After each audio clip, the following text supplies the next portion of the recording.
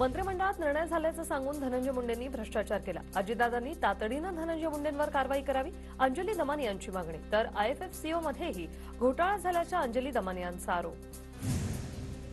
धनंजय मुंडेंकडून दमानियांच्या आरोपांचं खंडन, दमानियांचं पुन्हा अर्धवट ज्ञान आणि खोटं प्रदर्शन, मुंडेंचं प्रत्युत्तर, जीआर काढण्याची पद्धत आधी समजून घेण्याची टीका।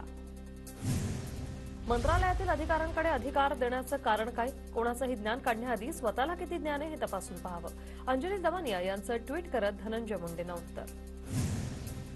एक मोठी डील झाली, धस ज्या वेगाने पुढे गेले त्याच वेगाने ब्रेक लागला। बावनकुळे धसांचे बॉस बावनकुळेंनीच धसांना ट्रॅपमध्ये पकडलं का? राऊतांचा सवाल। भेटीबाबतच्या चंद्रशेखर बावनकुळेंच्या वक्तव्यावर सुरेश धसांचा आक्षेप, मुंडेंना 20 ते 25 मिनिटच भेटलो, मात्र बावनकुळेंनी 4.5 तास म्हटल्यामुळे माझ्याबद्दल संभ्रम निर्माण झाला, सुरेश धस यांचा आक्षेप। धनंजय मुंडे आणि सुरेश धस यांच्या भेटीत मोठी डील झाल्याचा आरोप संजय राऊतांनी केलाय। धस माघार घेणार हे आपल्याला एका व्यक्तीनं आधीच सांगितलं होतं, असा दावाही राऊतांनी केलाय। माघार घेणे सुरेश धस यांची परंपरा, अशी टीका।